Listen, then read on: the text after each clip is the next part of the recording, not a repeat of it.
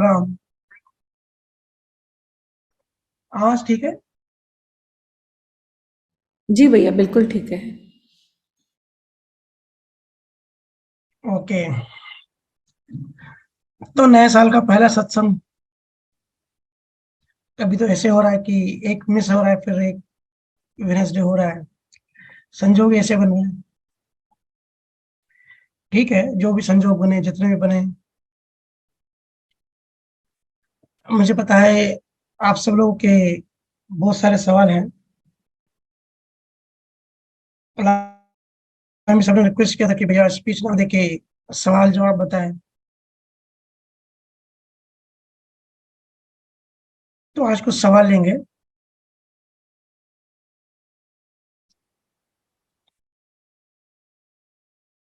किसी ने कहा है कि भैया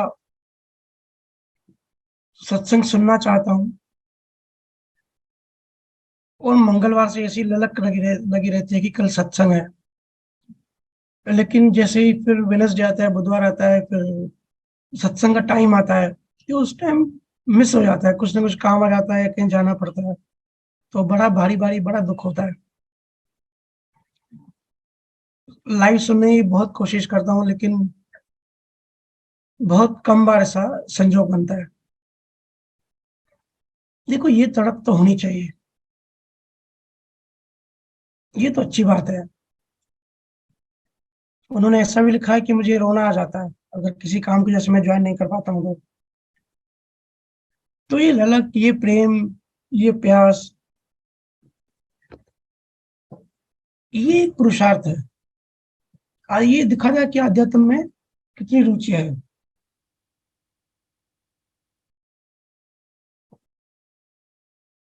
देखो, जो सत्य स्वरूप का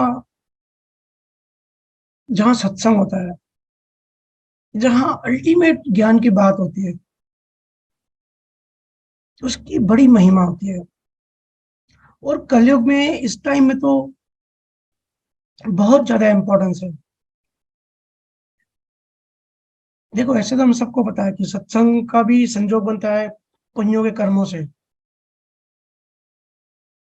जहाँ भी श्रुति मार्ग या प्रेमा भक्ति की जहाँ बात होती है, तो बड़े ऊंचे पुण्य चाहिए होते हैं।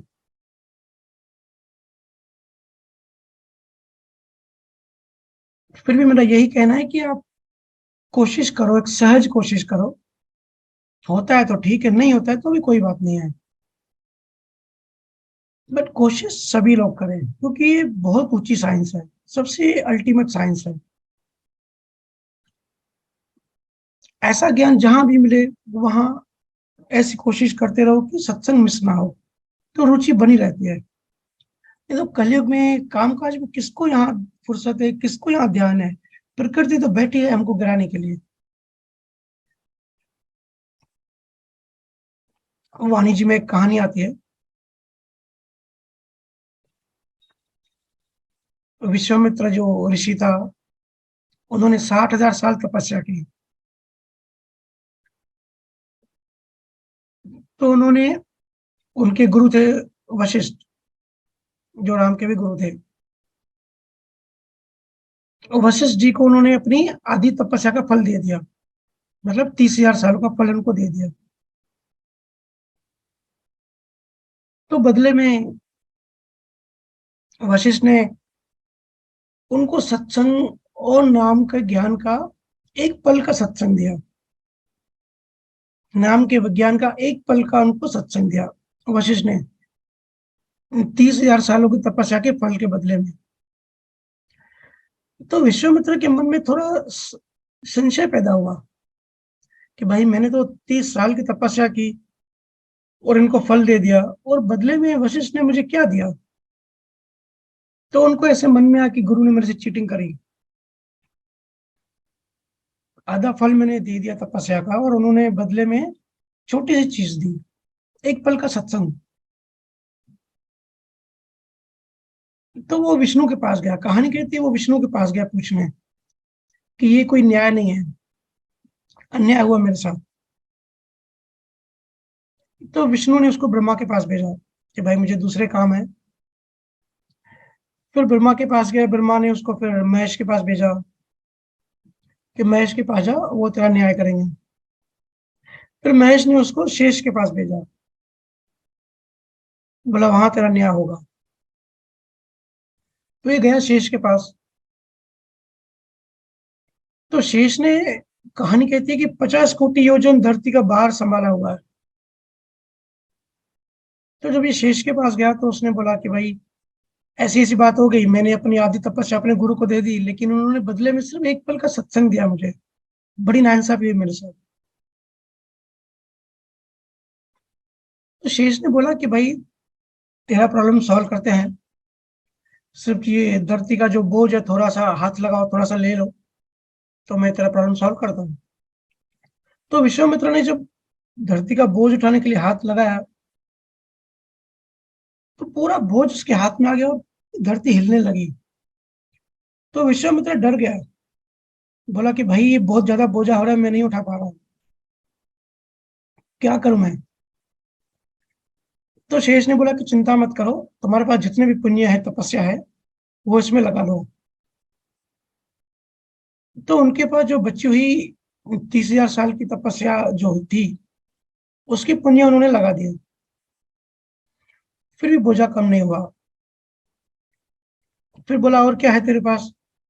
तो विश्वामित्र ने कहा कि जब तक काफी सारा किया है, बोले जो भी है जितना भी है सब लगा दे उसमें। उसने सारा लगा दिया, फिर भी बोझ कम नहीं हुआ। फिर शेष ने पूछा कि और क्या है तेरे पास। तो उसने बोला भाई आदि तपस्या गुरु को दी थी, बोले वो भी लगा दे। तो उन्होंने वो भी लगा दी उसके ऊपर, फिर भी बोझ कम नहीं हो रहा था, धरती पूरी वाइब्रेट कर रही थी। तो शेष ने पूछा और कुछ बचा है। तो वो बोला अभी तो कुछ नहीं बचा, सिर्फ वो एक पल भर का जो सत्संग जो दिया था, जो ज्ञान दिया था, बस वही बचा है। तो शेष ने कहा कि वो भी लगा दे इस पे। तो कहानी कहती है जैसे ही वो ज्ञान विज्ञान लगा दिया, उसका बोझ हल्का हो गया। तो शेष ने बोला कि भाई देख तेरा न्याय हो गया, ये है जस्टिस, ये है महिमा उस ज्ञान विज्ञान की, सत्य शब्द के ज्ञान के, विज्ञान का सत्संग, उसकी इतनी महिमा, उसका इतना इतना पराक्रम है, एक पल का भी। तो कहानी का निचोड़, कहानी की सार ये है कि सत्संग की बड़ी महिमा है, बड़ी महिमा समझो इसकी। इसलिए अध्यात्म में इंटरेस्ट पैदा करो। ये कहानी का कुल सार इतना है कि ध्यान और ज्ञान से आपकी समझ बढ़ती है, आध्यात्म समझ, अंडरस्टैंडिंग बढ़ेगी। और जो भी आपको जीवन बोझ लगता है ना, वो बोझ उस समझ से हटेगा। तो डेली ध्यान कर रहे हो और हफ्ते में एक बार ज्ञान सुन रहे हो, तो इसका जो अंदर जो निचोड़ हो रहा है ना, उससे आपकी समझ बढ़ रही है, अंडरस्टैंडिंग बढ़ रही है। उस समझ से आपका बोझ, जिंदगी का जो बोझ है, जो मन के ऊपर इतना बोझ है, वो हल्का होता जा रहा है। जहां भी नाम की बात हो, नी अक्षर की महिमा हो, इसका भेद बताया जाए, इसकी साइंस बताई जाए, उसकी महिमा है, उसकी कंपैरिजन किसी से नहीं हो सकती। नी अक्षर की बात हम कई बार कर चुके हैं। और एक कहानी है, आप सबने सुनी होगी। पुंडलिक नाम का एक साधु था, भक्त था। वो 67 तीर्थ स्थान करके 68वां आखिरी तीर्थ बाकी था। तो वो किरकुट राजा के पास गया। उसने कहा कि भाई ये 68वां तीर्थ स्थान किधर है, मुझे बताओ। काशी जाना था उसको, वाराणसी, उसका रास्ता बताओ। तो किरकुट राजा ने कहा कि भाई मैं कभी गया नहीं उधर, मुझे पता नहीं है। तो पुंडलिक ने सोचा कि मैंने तो बड़ा नाम सुना है राजा के कि बड़ा सत्यवादी है, बड़ा भक्त आदमी है, आध्यात्म में रुचि वाला आदमी है, ये इसने कभी तीर्थ नहीं किया, इसको कैसा ज्ञान होगा। फिर उसने जो है किरकुट राजा की, उनके बारे में इंक्वायरी की, दूसरों से पूछा, तो सबने तारीफ करी, सबने महिमा करी कि बड़ा ज्ञानी है। तो इतना सब सुन के फिर पुंडलिक जो था वो बहुत इंप्रेस हुआ। फिर राजा के पास गया कि भाई आपके पास कौन सा ज्ञान है, क्या भेद है आपके पास जो आप ये तीर्थ स्थान वगैरह पे नहीं जा रहे हैं। तो राजा किरकुट ने उनको पूरा नाम का, निरीक्षण का पूरा भेद बताया, पूरी आंतरिक यात्रा कैसे होती है, कैसे स्टेप बाय स्टेप हम आगे जाके मन को डिसॉल्व करते हैं, अहंकार ईगो को डिसॉल्व करते हैं, और कैसे शुद्धात्मा में पहुंचते हैं। पूरी साइंस बताई। फिर किरकुट ने पुंडलिक को आज्ञा दी कि भाई ये 68वां तीर्थ करने की जरूरत नहीं है, तू अपने घर जा और अपने माँ बाप की सेवा कर, बाहर भटकने की कोई जरूरत नहीं है। तो पुंडलिक जो साधु था वो चला गया अपने घर, और वो जाके नाम में इतना डूब गया, इतना ध्यान में गहराई में चला गया। देखो रुचि की बात होती है, इंटरेस्ट की बात होती है। आपसे पूछते हो ना कि एक ही जन्म में इतना पुरुषार्थ हो सकता है क्या, कि हम बिल्कुल ऊपर पहुंच जाए? बिल्कुल, वो आपके फ्रीडम में है। आप चाहो तो 10% ऊपर उठ सकते हो, आप चाहो तो 100% ऊपर उठ सकते हो। हमारी रुचि की बात है, हमारे इंटरेस्ट की बात है। तो पुंडलिक जो था वो नाम में पूरा डूब गया, इतना गहरा हो गया कि कहानी कहती है कि एक बार वो अपने घर पे माँ बाप की सेवा कर रहा था, तो विष्णु उनसे मिलने आया। अब हमने सब सुना है कि जो भी केवल ज्ञानी हो जाता है, वो सारे देवी देवता उनके दर्शन करने आते हैं, उनसे मिलने आते हैं, क्योंकि उनको भी मोक्ष नहीं मिला, उनको भी अपने टाइम का वेट करना पड़ता है। फिर जब विष्णु मिलने आया तो पुंडलिक ने एक ईंट फेंकी और बोला इस पे इंतजार कर। तो विष्णु उस ईंट पे खड़े हो गए। आज उसी को विठल कहते हैं। महाराष्ट्र में गांव है पंढरपुर, उनकी उसकी ये कहानी है। तो वो ईंट पे जो खड़े हो गए विष्णु, मेरा एक ही बार जाना हुआ है, पर बहुत ही मीठी और बहुत ही प्यारी कहानी है, मैंने थोड़ा शॉर्ट में बता दिया। इसलिए सत्संग की महिमा है। सत्संग भी कौन सा, जो अल्टीमेट ज्ञान की बातें हो। सत्संग तो हजारों टाइप के होते हैं, आस्था चैनल चालू करो तो अजीब अजीब टाइप के सत्संग होते हैं। कल ही मैं सुन रहा था कि एक साधु बता रहा था कि भाई शिव पे अगर आप पानी चढ़ाओगे तो आपके सब प्रॉब्लम सॉल्व हो जाएंगे, इस टाइप में कुछ बता रहा था। तो ये अल्टीमेट ज्ञान नहीं है। जहां भी आत्मा की बात हो, जहां भी सत्य स्वरूप की बात हो, महाराज के ज्ञान की बात हो, कबीर साहब के ज्ञान की बात हो, समझ जाओ कि ये अल्टीमेट बात चल रही है। और सिर्फ सुनना नहीं है, ज्ञान को लाइफ में आत्मसात करना है। वो तो पहला स्टेप है। संजोग बने ये तो अच्छी बात है, और सत्संग सुना वो बहुत अच्छी बात है, लेकिन आत्मसात करना जरूरी है, प्रैक्टिकल लाइफ में अप्लाई करना जरूरी है। क्योंकि बातें नहीं करनी है, बातें बहुत हो गई, बहुत हमने जन्म वेस्ट कर लिए, बहुत टाइम पास कर लिया। हर जगह सिर्फ ज्ञान की बातें होती है। अब कभी ऑब्जर्व करो, देखो ज्ञान ज्ञान में होना और ज्ञान की बातें करना अलग बात है, लेकिन हम एक ही समझते हैं।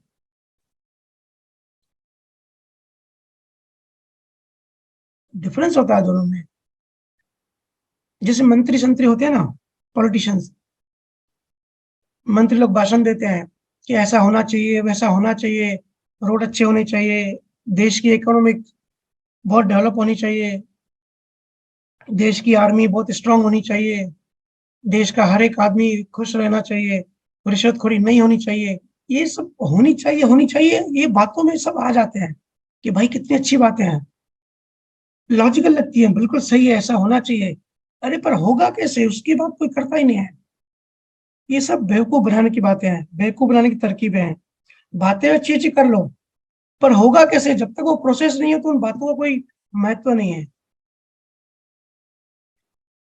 हमको भी सुनने में अच्छा लगता है कि वितरागी होना चाहिए, वैराग्य आना चाहिए, अच्छा इंसान, अच्छा ह्यूमन बींग होना चाहिए, राग द्वेष नहीं करना चाहिए, साक्षी भाव में रहना चाहिए, भजन सुमरन करना चाहिए।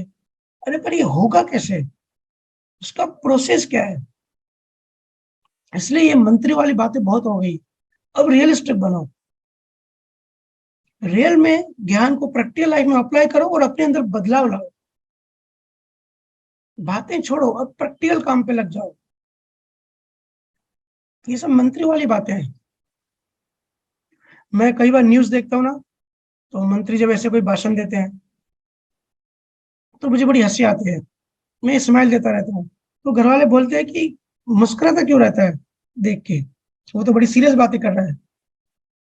तो मैं कहता हूँ मुझे क्लियर दिख रहा है कि कैसे लोगों को बेवकूफ बना रहा है, और लोग बन भी जाते हैं। वो ऐसी ऐसी बातें करते हैं मंत्री, जिनका नॉलेज उनको खुद को भी नहीं रहता, उनका सेक्रेटरी उनको बस लिख के देता है, वो बोलते हैं। बहुत बार ऐसा होता है कि उनको खुद को भी नॉलेज नहीं होता और वो पढ़ के बोलते जाते हैं, और वो इतने भी लायक नहीं होते कि उनकी बातें सुनी जाए। पर ये कर्मों का, उनके प्रारब्ध कर्म ऐसे हैं कि उनको यशनाम कर्मों की वजह से उनको वो मंत्री पद मिलता है। ठीक है, तभी वो बोल पाते हैं और लोग उनका सुनते हैं। बट वो सोचता है कि भाई मैं बेवकूफ बना रहा हूँ पब्लिक को, मुझे ही नहीं पता लेकिन मैं बोल रहा हूँ, पब्लिक मान रही है। लेकिन ये भी कर्ता भाव है, वो बेवकूफ बना नहीं रहा है, वो कर्मों की वजह से उसको वो सीट मिली जिसके कारण पब्लिक उसको सुन रही है। पर कर्ता भाव में होते हैं, उनको लगता है कि भाई मैंने ये अचीव किया, मैं बेवकूफ बना रहा हूँ। लेकिन बेवकूफ कोई किसी को बना नहीं सकता, कर्मों की वजह से उसको वो सीट मिली। तो प्रैक्टिकल बनना है। प्रैक्टिकल कैसे बनते हैं? हर चीज को समझ बढ़ानी है, समझना है कि हम बने कैसे हैं। पहले तो हम हैं कौन, बने कैसे हैं। जब तक हम बने कैसे हैं इसकी साइंस नहीं समझेंगे तो हम हैं कौन, वो कभी उससे मंत्रियों से बातें होंगी कि मैं कौन हूँ जानो। कृष्णा मूर्ति से लेके महात्मा गांधी तक सबने ये बात कही है कि मैं कौन हूँ जानो। लेकिन प्रोसेस समझना बहुत इंपॉर्टेंट है। ये होता है चेतना को ऊपर उठाने से। हम क्योंकि बने हैं जड़ और चेतन से, हम अहंकार हैं, रॉन्ग आय में फंस गए हम। रॉन्ग आय में आ गए, अब इससे निकलना कैसे है? क्योंकि हम जड़ और चेतन का मिक्सचर है। अगर हम जड़ को बढ़ाएंगे तो अहंकार बढ़ेगा, प्रकृति का तत्व, प्रकृति का पार्ट बढ़ेगा। चेतना को बढ़ाएंगे कि चेतना का पार्ट बढ़ेगा। आप सब कहते हो ना, कभी कभी सत्संग सुन के आते हैं या कभी ध्यान बहुत अच्छा होता है, तो कहते हो ना कि हम अलग ही जोन में हैं, बड़ा अच्छा लग रहा है, बड़ा मजा आ रहा है। कहते हैं ना, आज हाँ, आज मैं दूसरे देश में हूँ। तो आपकी जो चेतना है ना उस टाइम, क्योंकि चेतना वर्टिकल जैसे स्पेक्ट्रम होता है ना, मैंने कई बार समझा है। स्पेक्ट्रम होता है ना, कलर्स का स्पेक्ट्रम होता है, जैसे जैसे वाइब्रेशन फ्रीक्वेंसी का स्पेक्ट्रम चेंज होता है, वैसे वैसे कलर्स चेंज होते होते जाते हैं। कलर की भी यही साइंस है कि कलर का, हमको आंखों में कलर कैसे दिखते हैं, क्योंकि उसका स्पेक्ट्रम चेंज होता है। ऐसे ही ध्वनि का, ऐसी चेतना का भी स्पेक्ट्रम होता है। जितना ऊपर चढ़ोगे, जितना दूसरे डायमेंशन में जाओगे, उतने आप अलग होते जाओगे। शरीर भले यही होगा, चेतना ऊपर चढ़ गई। तो जब प्रसन्न होते हैं ना, बड़ा मजा आता है। तब कहते हो ना कि अलग जोन में हूँ, अलग देश में हूँ।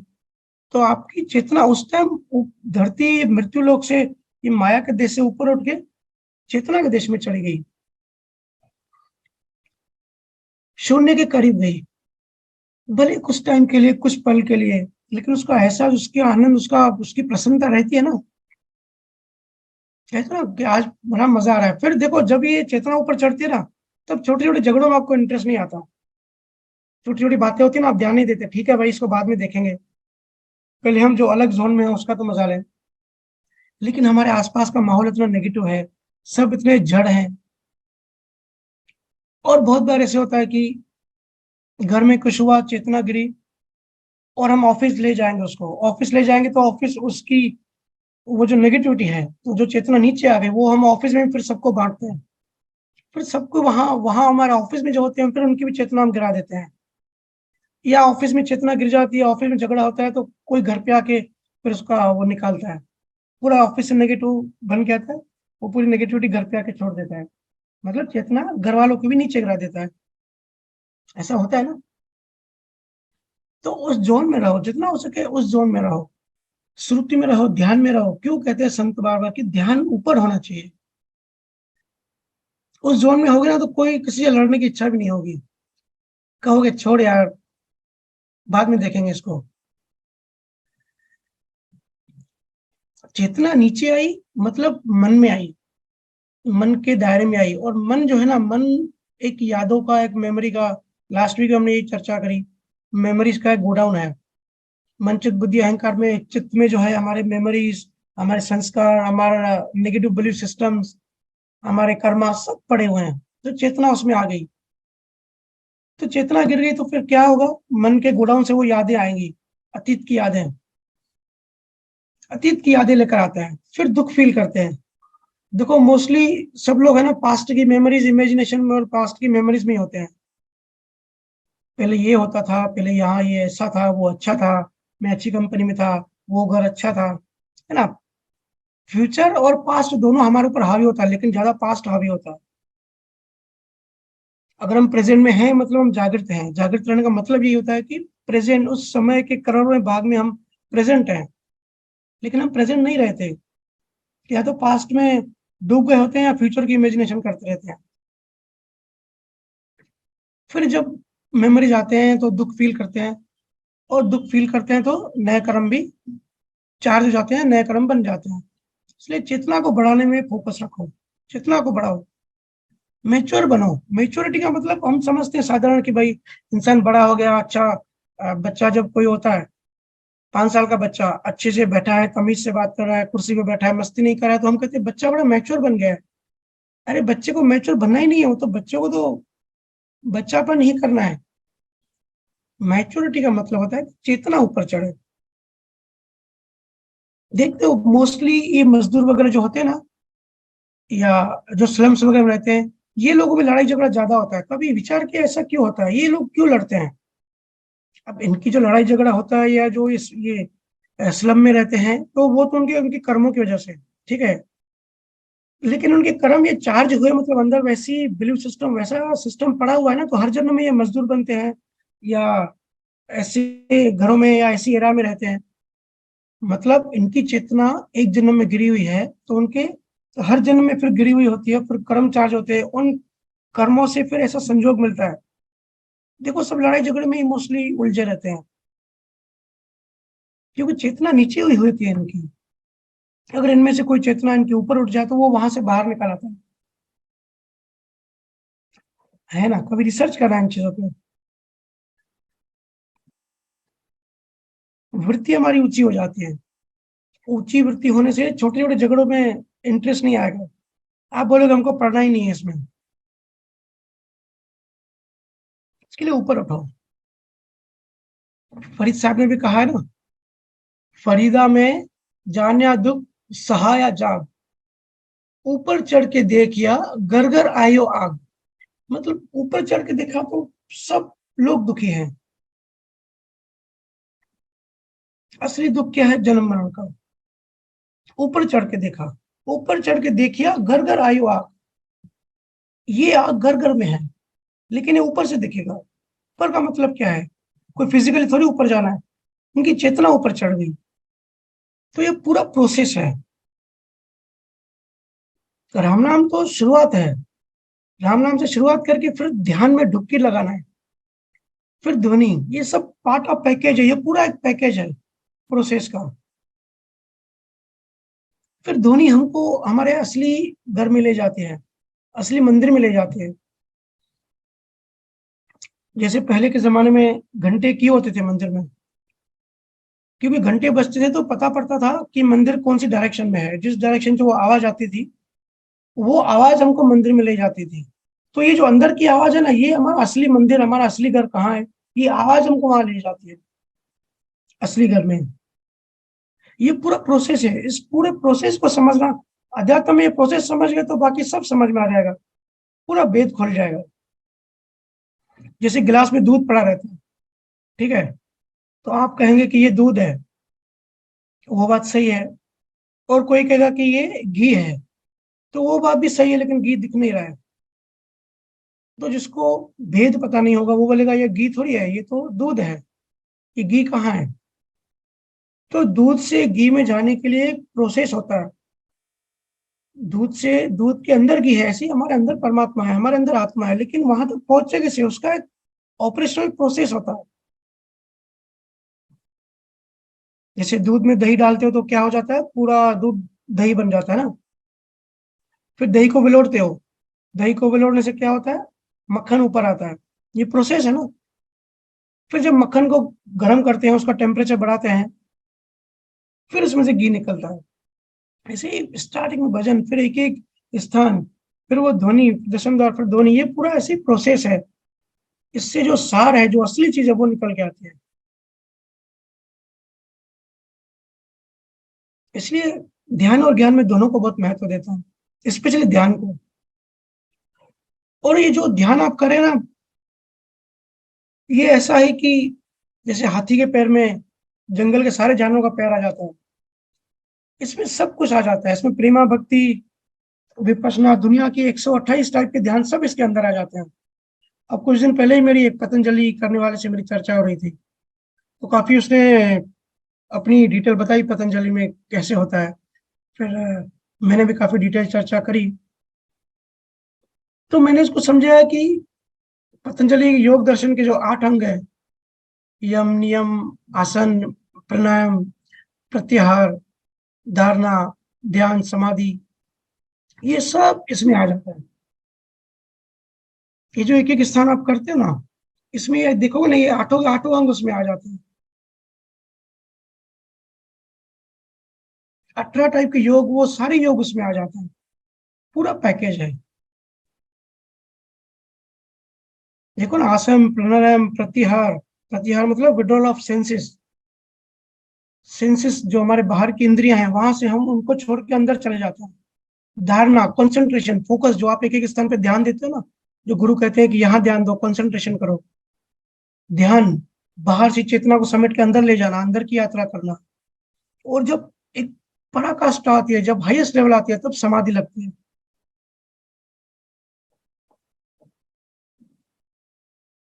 तो इसलिए सत्संग की महिमा है। ज्यादा टाइम नहीं लूंगा। दूसरा एक छोटा सा सवाल लेते हैं। पूछा है कि भैया, मन की वृत्तियां कैसे जाएंगी, मन में बहुत वासना विकार है, ये कैसे जाते हैं। देखो, सिंपल सा समझो, हम सब है ना, पास्ट से ट्रेवल करके आए हुए हैं। हम कोई फ्रेश नहीं है। बाहर से कितना भी नहा ले, कितना भी डेकोरेशन कर ले, अंदर में हमारा पास्ट का कचरा पड़ा हुआ है। ठीक है, किसी का कम, किसी का ज्यादा, किसी की चेतना की लेवल कैसी है, कोई कितनी भक्ति करके आया है, कोई कितना ज्ञान लेकर आया है, कोई कोई कितनी कमाई कैरी फॉरवर्ड लेकर आया है। लेकिन परसेंटेज वाइज अलग अलग सबके अंदर पास्ट तो है। तो उसकी वजह से वृत्तियां आते हैं। पास में भी हमने शादी की थी, बच्चे पैदा किए थे, करियर बनाया था, पूरा संसार किया था। तो संसारी आदमी के क्या होते हैं, कनेक्शंस होते हैं चारों तरफ, रिश्ते होते हैं। तो उसमें अब है तो सब कर्मों की लेन देन, लेकिन वो लेन देन पूरी करते समय हमारे नए कर्म बन जाते हैं, नई नई वासना पैदा हो जाती है, नई नई चीजें जो पहले कभी नहीं थी, वो अंदर अंदर सूक्ष्म में पैदा होती जाती है। तो अगर उनको डिलीट नहीं करोगे, उनको अंदर से निकालोगे नहीं, वो बढ़ता जाता है। और जैसे जैसे हम टाइम में आगे बढ़ते हैं, वो जो पहाड़ है वो बढ़ता ही जाता है, वासनाओं का, वृत्तियों का। इसके लिए देखो, मन खराब होते जा रहा है। इसी को तो कलयुग कहते हैं ना। तीनों अगर युगों का देखोगे ना, तो उसका जो कचरा बचता है ना, वो कलयुग में आके पटकते हैं। तो मन की ये वृत्तियां हमारे पास्ट की वजह से हैं, और बहुत सारे अंदर भरी हुई है। अब मंत्री जैसे कितनी भी आप बातें कर लो, अब आपके गोडाउन में अंदर सबकॉन्शियस में, हमारे अनकॉन्शियस में काफी सारा कचरा पड़ा हुआ है। ठीक है, प्रोग्रामिंग पड़ी हुई है, मेमोरीज पड़ी हुई है, संस्कार पड़े हुए हैं, बिलीव सिस्टम पड़े हुए हैं। तो बाहर बाहर कॉन्शियसली आप कितना भी कह लो भाई, मैं भक्ति में हूँ, मैंने ये कर लिया, मैं ये करता हूँ, वो तो बाहर बाहर का हो जाएगा ना, बुद्धि के लेवल तक हो जाएगा। लेकिन ये कचरा बुद्धि से परे है, बहुत अंदर पड़ा है, बहुत डीप, बहुत अंधेरे में पड़ा है। तो वहां तक हमारी रीच नहीं है। वहां तक किसकी रीच है, ध्वनि की। तो ये ऊपर ऊपर के तो ठीक है, ऊपर ऊपर के लेयर्स के तो मन के जो है ना, 27 लाख लेयर्स होते हैं। ऊपर ऊपर के लेयर्स के तो आप बुद्धि से थोड़ा बहुत हटा हटा सकते हो। नीचे आप ट्रेवल ही नहीं कर सकते, नीचे जा ही नहीं सकते, बट धोनी जा सकते हैं। तो जैसे जैसे आप ध्वनि सुनते हो, जैसे समझो कि एक बाल्टी है पानी की, उसमें मैला पानी भरा हुआ है, तो उसको अभी साफ करना है, उसमें साफ पानी आना चाहिए, ऐसी हमारी इच्छा है। तो कैसे होगा? सिंपल तरीका है, ऊपर से नल चालू कर दो, फिर जब वो बाल्टी ओवरफ्लो होगी, भर के ओवरफ्लो होगी और पानी गिरता रहेगा, पानी को, मैले पानी को गिरने दो। ऊपर जब पानी चालू रहेगा, नीचे बाल्टी भरती रहेगी और बहती रहेगी, तो एक पॉइंट ऐसा आएगा, सारा मैला पानी निकल जाएगा और नल में से जो फ्रेश पानी आ रहा है वो भर जाएगा। जितनी आप ध्वनि सुन रहे हो ना, जितना आप मर्ज हो रहा है, जितना आप ध्यान विज्ञान में समाधिस्ट हो रहे हो, ये समझो कि वो अंदर से पानी निकल रहा है। और इसका प्रूफ ये है, क्योंकि मैं साइंस की बात करता हूँ, जब तक किसी बात का, मैं फिर कहता हूँ, मैं कोई केवल ज्ञानी नहीं हूँ, मैं कोई गुरु नहीं हूँ, मैं सिर्फ अपना अनुभव शेयर कर रहा हूँ, शेयर करता हूँ। आप प्रैक्टिकल करो, रिसर्च करो, मेरी बात को ऐसी मत मानो, खुद प्रैक्टिकल करो कि ये चीज हो रही है कि नहीं हो रही है। खुद की रिसर्च बहुत जरूरी होती है, ब्लाइंड फॉलो किसी को भी नहीं करना चाहिए। तो आप खुद प्रैक्टिकल करो, जब भी आप ध्वनि सुनने बैठते हो ना, तो उसमें आपको ऐसे ऐसे चेहरे, अजीब अजीब चीजें, अजीब अजीब लोकेशन, ऐसी ऐसे क्षेत्र, ऐसी जगह दिखेंगी। आप कहते हो ना कि ऐसे तो कभी हमने ऐसे चेहरे हमने देखे ही नहीं, या अलग अलग डिजाइन बन के आती है कि भाई एक लंगड़ा घोड़ा आ गया सामने, एक बंदूक आ गई। तो ये आपके, ये कहीं से आ नहीं जाती है। हमारा मन ऐसी चीज है, जब तक कोई अंदर चीज हम इनपुट नहीं करेंगे, आउटपुट नहीं होता। तो ये हमने पहले की मेमोरीज हमारे अंदर पड़ी हुई है, पहले का कचरा पड़ा हुआ है, वो ध्वनि उसको बाहर निकाल रही है, अंदर सफाई हो रही है। आप जब बैठते हो ना आंखें बंद करके, तो ये सब चीजें अंदर से डिलीट होती रहती है। और जितना आप कचरा होगा, जितना आप बैठोगे सुनोगे, सफाई होती रहेगी मन की, उतना आपको फिर हल्का लगेगा। अब खुद से प्रैक्टिकल करना। तो ये उसका जो है प्रूफ है। तो मन की वृत्तियां ऐसे जाएंगी। ऐसे और भी काफी सारे फैक्टर्स है जो हम टाइम टाइम पे चर्चा करते हैं, लेकिन मुझे जो सबसे अच्छा और सबसे साइंटिफिक और सबसे प्रैक्टिकल लगता है कि कम टाइम में ज्यादा सफाई, वो इस तरीके से है। शांत होके, सहज होके बैठे, ध्वनि सुने, ध्वनि में लीन रहे, फिर ये सफाई चलती रहेगी। किसी का कचरा ज्यादा होगा, किसी का कचरा कम होगा, है ना? तो जिसका कम होगा तो उसको उसको जल्दी से हल्कापन लगेगा और लगेगा कि ऊपर उठ रहा हूँ। किसी को भारी होता है तो किसी को थोड़ा टाइम लगता है।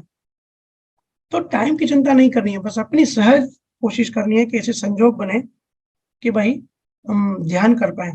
अगर किसी को संजोग नहीं मिल रहा है, संजोग नहीं बन रहे हैं, तो रोक के परमात्मा को या जिसको भी आप मानते हो उसको प्रार्थना करें कि हमको ऐसे संजोग मिले। ठीक है, तो अभी ज्यादा नहीं बोलूंगा, फिर सवाल रह जाएंगे। अभी किसी के लाइव सवाल हो तो पूछ सकते हैं। जी भैया। मीनाक्षी, आप अपना अनम्यूट कीजिए।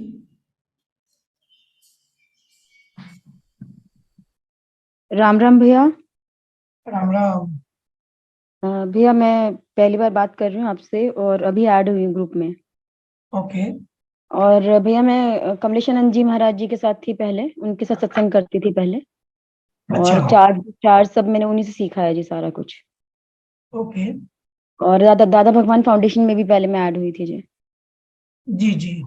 उससे आपका पहले सवाल। आचार्य मेरा सवाल ये है कि अभी मेरे को मेरे घर वाले सब के सब इन्होंने देखा मेरी रुचि आध्यात्मिक तरफ बढ़ रही है और संसार की तरफ कम हो रही है। तो ये ऑलमोस्ट मेरे 10 साल हो गए हैं जो मेरा संसार की तरफ बिल्कुल भी मैं ज्यादा नहीं हो पाती और आध्यात्मिक रुचि मेरी बढ़ती जा रही है। तो उसमें क्या है, मेरे को जितने भी गुरु मिले हैं तो मेरे घर वालों को बहुत आपत्ति है इस चीज से। तो वो लोग अभी जैन गुरु के पास ले गए थे मुझे कल। तो उन्होंने अच्छा। आदेश दिया कि इसका सब आध्यात्मिक जितना भी अध्ययन ये कर रही है बंद करो। तत्वार्थ सूत्र नहीं पढ़ना, समय सार नहीं पढ़ना, गुरुओं का नहीं सुनना बिल्कुल भी इसने, क्योंकि अच्छा। ये लोग सब लोग गुरु लोग मिल करके घर को तोड़ देते हैं। उन्होंने ऐसा बोला मेरे हस्बैंड को और मेरे बेटे को अच्छा। कि हम लोग ने बहुत लोग को देखा है इस तरह से, गुरु लोग जो हैं वो घर को तोड़ देते हैं। और हम्म। इसीलिए अब इसका बिल्कुल फोन बंद करवा दो और ये किसी भी गुरु से बात नहीं करेगी अब, और घर का काम करेगी और जितना भी भोग है क्योंकि मेरे हस्बैंड इंडस्ट्रियलिस्ट हैं, तो जितना भोग है तुम्हारी किस्मत में, भोगो उसको अच्छी तरह से और बच्चों को देखो, घर फैमिली देखो। अध्यात्म का जब समय आएगा तब तुम्हें बता दिया जाएगा, तब कर लेना अध्यात्म, उससे पहले नहीं। तो मैं क्या करूँ उसमें? गुरुदेव देखो, थोड़ा-सा गाइड कीजिएगा। क्या नाम बताया आपने अपना? मीनाक्षी जी। मीनाक्षी। देखिए, सबसे पहली बात तो आपको अध्यात्म में इंटरेस्ट है, तो मैं आपको बधाई दूंगा कि ये बहुत अच्छे संजोग है, अच्छी रुचि, अच्छा इंटरेस्ट है। ये हर जी, किसी में नहीं होता। जी, जैसे कि आपने बताया कि आप इंडस्ट्रियलिस्ट हैं, फिर भी अध्यात्म में रुचि है, तो ये बहुत ऊंची बात है। जी, ये जो आपको जो प्रॉब्लम है, जो तकलीफ है ना, ये बहुत घरों में होती है। देखो क्या होता है ना, जहाँ सच्चे संत होते हैं ना, वहाँ झूठे संत भी होते हैं। झूठों को संत कहना ही नहीं चाहिए। जी, जहाँ सच्चा सोना होता है वहीं झूठा सोना होता है। ठीक है। आर्टिफिशियल जी, जो ज्वेलरी होती है वो उसकी कॉपी होती है ना। जी, तो हमारे ईस्टर्न साइड में, हमारे भारत में बहुत ऊंचे ऊंचे ज्ञानी हुए, जी, उन्होंने बहुत ऊंचा ज्ञान दिया।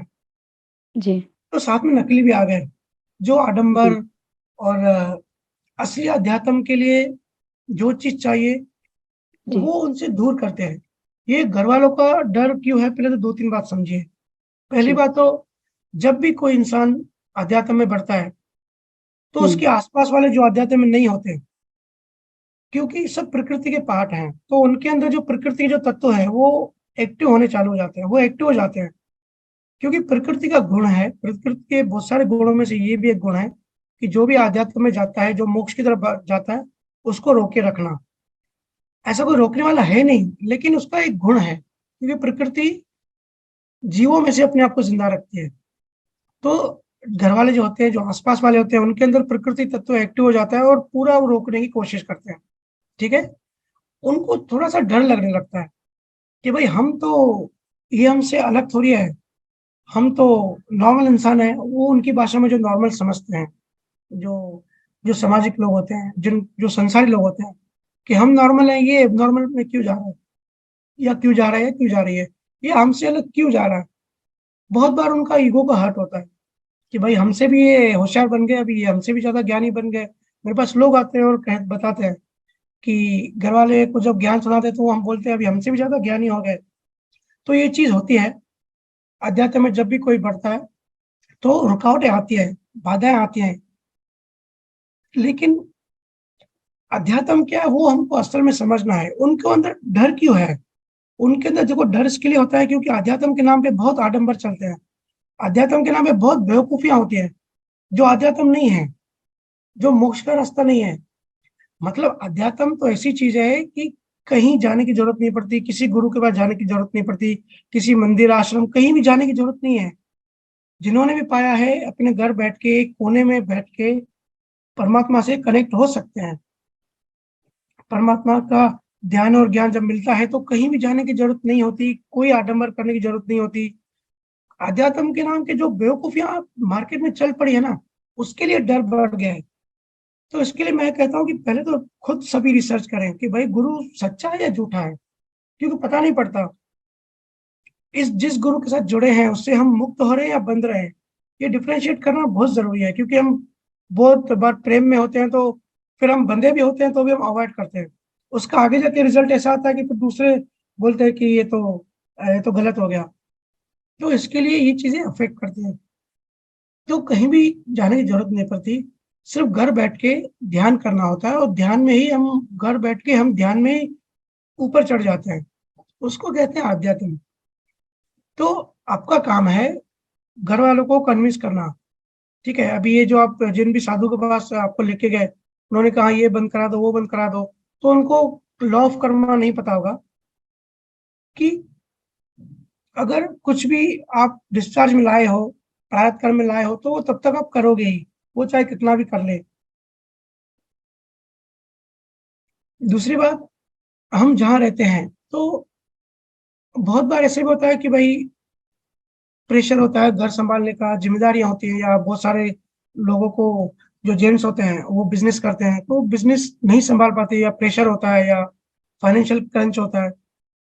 तो एक शॉर्टकट रास्ता मिलता है कि भाई ये सब छोड़ो और जिम्मेदारी को छोड़ो, अध्यात्म का रास्ता पकड़ो। एक एस्केप होता है, भागने का एक मन करता है कि भाई इधर से भागो, साधु बन जाओ, संत बन जाओ, बड़ी आसान लाइफ है। तो इसको कहते हैं जिम्मेदारी से भागना।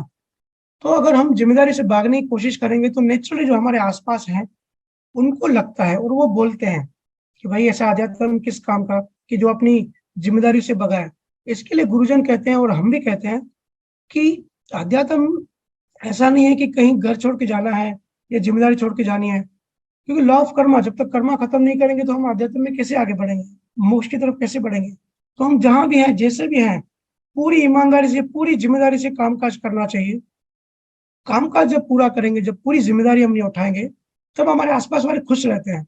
अगर अपनी जिम्मेदारी नहीं उठाएंगे तो आसपास वाले बोलना और ताना मारना चालू कर देते हैं कि बढ़िया ये ज्ञानी। लेकिन अगर हम जो भी हमको करना है, अगर हम उस राइट चीज पे हम कायम है, वो सब कर रहे हैं, क्योंकि सभी संतों ने बताया कि बाहर अध्यात्म जो है ना, अंदर की श्रुति परमात्मा में होनी चाहिए। बाहर का है या नहीं उससे फर्क नहीं पड़ता है। तो हम घर में हैं, ऑफिस में हैं, कहीं भी हैं, संसारी जिम्मेदारी निभा रहे हैं, बच्चों का पालन पोषण भी कर रहे हैं, जो भी काम होता है सब बाहर से कर रहे हैं, और अंदर से हमारा ध्यान हमारे परमात्मा में है, श्रुति उससे लगी हुई है। तो मुझे लगता है कि किसी को प्रॉब्लम होती है, इसके बाद भी अगर प्रॉब्लम होती है तो ये उनका प्रॉब्लम है, उनकी चेतना नीचे है और वो नहीं चाहते कि हमारे में, हमारे ग्रुप में से कोई इतना आगे बढ़े। तो ज्ञान जो है, अध्यात्म जो है, आंतरिक चीज है। ध्यान में जाओ, ध्यान करो, और जब आप मेडिटेशन करोगे, ध्यान सुमिरन करोगे, उसकी वाइब्रेशन ऐसी होती है, ये सबका प्रैक्टिकल अनुभव है। उसकी वाइब्रेशन जब आसपास जाती है तो जो उनके अंदर जो प्रकृति तत्व है, जो पहले स्टॉप करता है, पहले मना करता है, पहले रोकने की कोशिश करता है, तो धीरे धीरे वो माइल्ड होता जाता है, धीरे धीरे। क्योंकि मेडिटेशन का पावर ऐसा होता है कि उनके मन में, उनके अंदर भी जाके, हमारे अंदर तो प्रकृति का तत्व कम करता ही है, हमारे आसपास वालों के अंदर भी असर करता है। तो धीरे धीरे धीरे धीरे वो लोग माइल्ड हो जाते हैं, और बहुत बार ऐसा होता है कि वो भी फिर अध्यात्म में आ जाते हैं।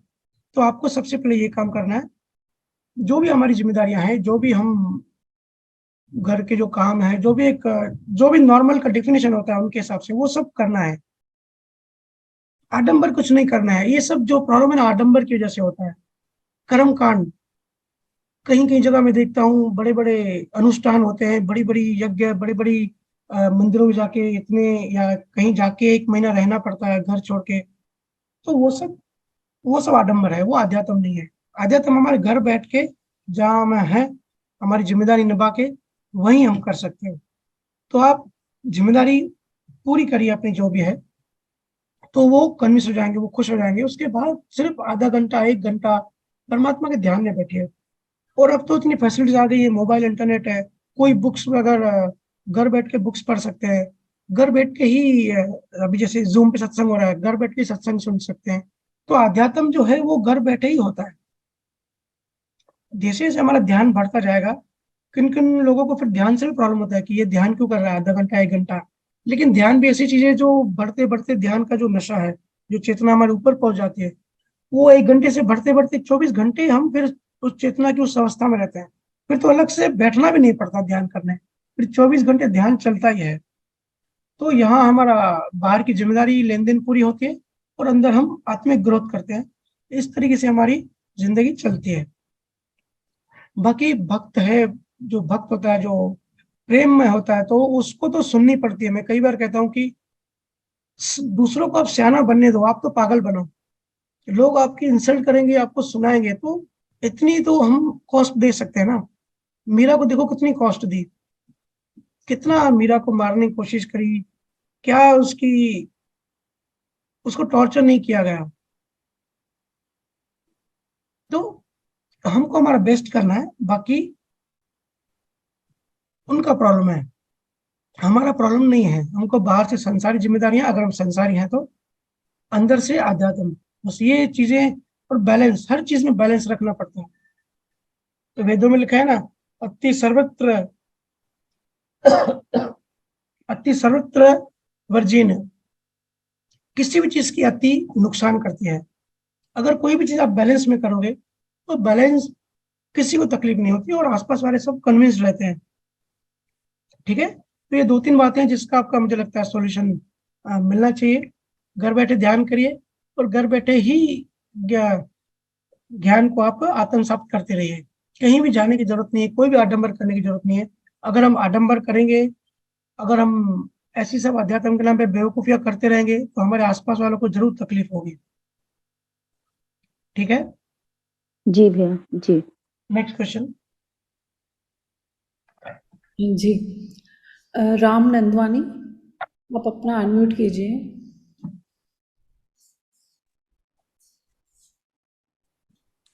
राम राम साईं। राम राम। कैसे हैं आप? मस्त बढ़िया, आप कैसे हैं? बढ़िया, आपकी कृपा है। मेरे 2 सवाल हैं। उसके जी। पहले मैं आपसे पूछूंगा कि उल्लासनगर आप कब करेंगे सत्संग हमारे यहाँ? हाँ, आपके यहाँ 15 को मैं प्लान कर रहा हूँ। 15 को कुछ बाहर से संत आने वाले हैं तो वो आपके घर ही रखेंगे। हाँ जी, जी, ये 15 जनवरी को। ठीक है। मेरा पहला सवाल है कि श्रद्धा और विश्वास में क्या फ़र्क है? श्रद्धा और विश्वास में क्या फर्क है? हाँ जी।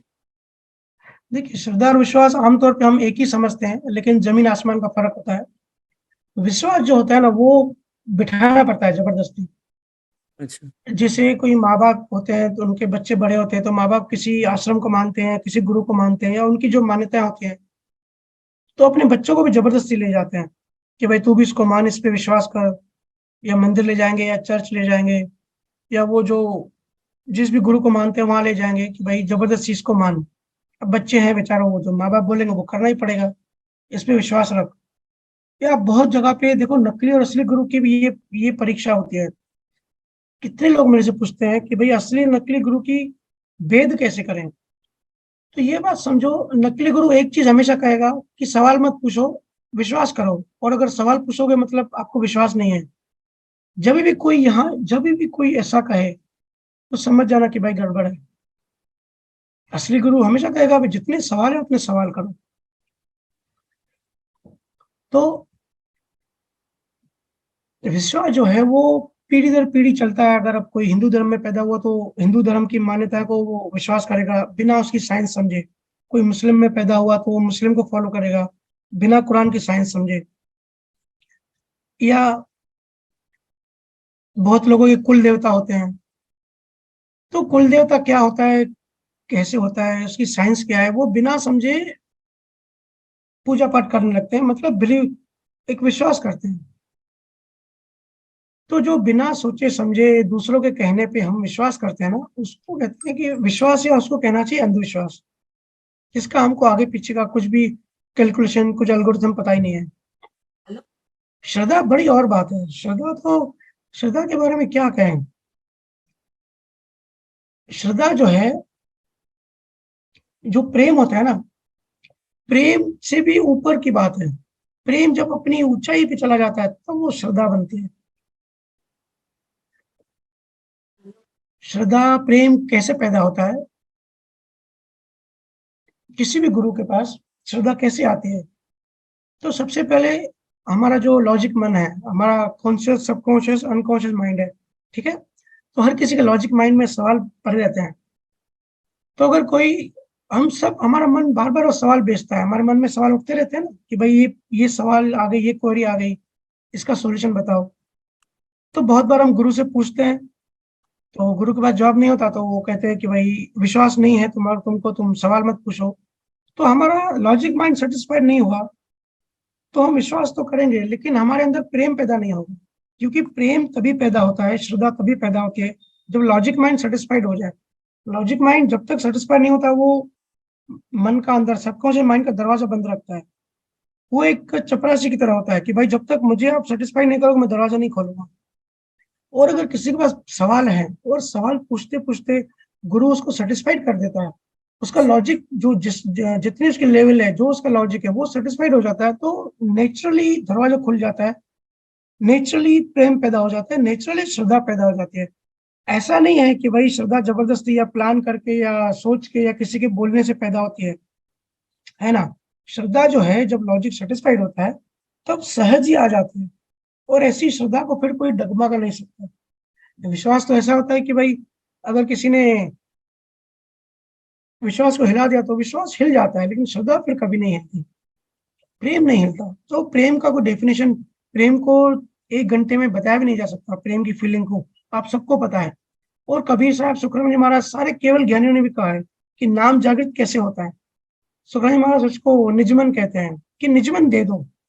निजमन जब तक नहीं दोगे, गुरु का भी निजमन और शिष्य का भी निजमन जब आपस में जब तक नहीं मिलेंगे, तब तक नाम की जागृति नहीं होती। अब शुरुआत में जो हमने नाम की बात की, बट ये निजमन एक्चुअली है क्या?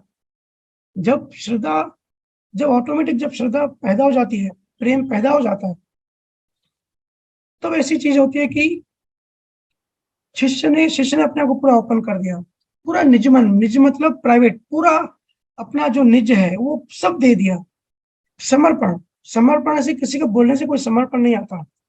कोई कितना भी अपने बच्चों को बोले कि भाई ये साधु संत है, इसके ऊपर विश्वास करो, उसको समर्पण करो, और बच्चे ऊपर ऊपर से करेंगे, लेकिन हंसेंगे भी कि क्या बेवकूफी है। लेकिन जब उन्हीं बच्चों को जब श्रद्धा पैदा होगी ना, तो नेचुरली अंदर से समर्पण आएगा। श्रद्धा से समर्पण आता है कि भाई मैंने दे दिया, अभी करो ऑपरेशन। मन दे दिया, अभी मन का कचरा कैसे निकालना है, कैसे सफाई करनी है, कैसा ऑपरेशन करना है, वो जो करना है करो। तो लॉजिक सेटिस्फाई होने से प्रेम पैदा होता है, प्रेम की पराकाष्ठा से श्रद्धा होती है, श्रद्धा से समर्पण आता है। और जब ये तो 50% काम हो गया, ऐसे ही गुरु का भी निजमन चाहिए, गुरु का भी प्रेम, गुरु की भी मेहर चाहिए। कहते हैं ना, आप कितना भी पुरुषार्थ कर लो, जब तक गुरु की मेहर नहीं है, आपका पुरुषार्थ काम नहीं आएगा। खुद का पुरुषार्थ और गुरु की मेहर दोनों का कॉम्बिनेशन जब होता है, तब ज्ञान फूटता है, तब केवल का बीज होता है। गुरु की मेहर नहीं है तो गुरु का भी निजमन चाहिए। तो ये होती श्रद्धा। श्रद्धा कह लो, प्रेम कह लो, नाम शब्द कोई भी दे दो, शब्दों में नहीं उलझना है। बट ये शब्द भी उसके बाद ही जागृत होता है, जब पूर्ण श्रद्धा होती है। ठीक है, तो ये डिफरेंस है। श्रद्धा प्लानिंग से, सोच के नहीं आती। प्रेम थोड़ी हम सोच के करते हैं कि भाई इससे, इस लड़की से या इस लड़के से मैं प्रेम करूंगा, ऐसा नहीं होता ना। तो ये डिफरेंस है। अध्यात्म में कभी भी विश्वास नहीं करना चाहिए, अध्यात्म में सवालों की बारिश करनी चाहिए। अध्यात्म में तो मैं कहता हूँ विश्वास मत करो, शक करो। जितना आपका लॉजिक कहता है उतना आप शक करो। जब तक आपका लॉजिक माइंड सेटिस्फाइड नहीं होता, तब तक प्रेम जागृत नहीं होगा, और प्रेम नहीं है तो अध्यात्म ही नहीं है। गुरु महाराज का आप देखो ना, पूरा ज्ञान का सार क्या है? पूरा प्रेमा भक्ति है, पूरा प्रेम है।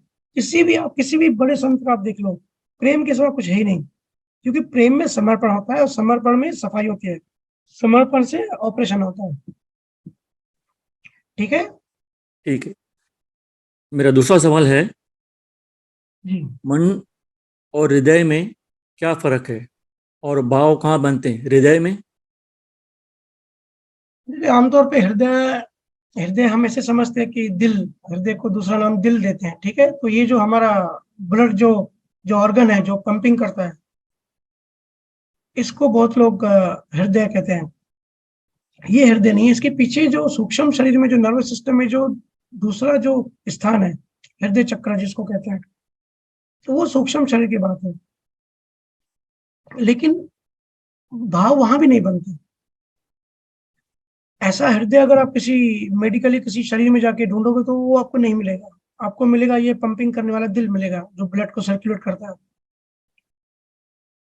मन तो हम सबको पता है कि भाई बाहरी मन होता है, अंदर का मन होता है। मन, चित्त, बुद्धि, अहंकार का जो पैकेज होता है। तो जितने भी हमारे विचार वगैरह आते हैं, जो भी हम दिन भर काम करते हैं, जो हमारा शरीर का जो सॉफ्टवेयर है, हमारा शरीर तो हार्डवेयर है, इसका जो सॉफ्टवेयर है वो है हमारा मन, डिस्चार्ज वाला मन या बाहरी मन। यहाँ पे विचार आते हैं, लेकिन भाव जो है ना वो आंतरिक मन में आते हैं। उसी को ही हृदय, उसी को ही सब हृदय कहते हैं। हृदय कोई अलग से कोई ऐसा ऑर्गन नहीं है। मन, चित्त, बुद्धि, अहंकार हमारा जो आंतरिक मन है, जो नया चार्ज करता है, जो जिसको बहुत सारे संत जीवात्मा भी कहते हैं, जो लाइव जिसको कहते हैं, जो लाइव है, जो नए कर्म बनाता है, तो भाव वहां बनते हैं। अब उसकी हमने पहले चर्चा करी कि उसके वो लेयर्स होते हैं, सूक्ष्म, सूक्ष्मतर, सूक्ष्म। जितनी गहराई में जाओगे उतनी गहराई में वो लेयर्स हैं। तो बाहरी मन तो ठीक है, उतना ही हमारा फिजिकल बॉडी जो है, बायोलॉजिकल बॉडी, उससे रिलेटेड है। लेकिन आंतरिक मन जो है, जहाँ ये सब भाव बनते हैं, जहाँ बिलीफ सिस्टम पड़े हुए हैं, जहाँ कचरा पड़ा हुआ है, जहाँ कॉजल बॉडी बनती है, जहाँ हमारा हम एक्चुअल में हमारा अहंकार है, उसको कहते हैं हृदय। वो भी मनी है लेकिन आंतरिक मन है। पूरी चीजें वहां होती है, हमारी मेमोरीज, हम कितने जन्मों में जानवर थे, कितने जन्मों में हम क्या थे, वो सब मेमोरीज, जो संस्कार है ना, वो सब वहां अंकित की जाती है। तो वो होता है हृदय। ठीक है। ठीक है। और कोई सवाल है? नहीं, बस राम राम साईं।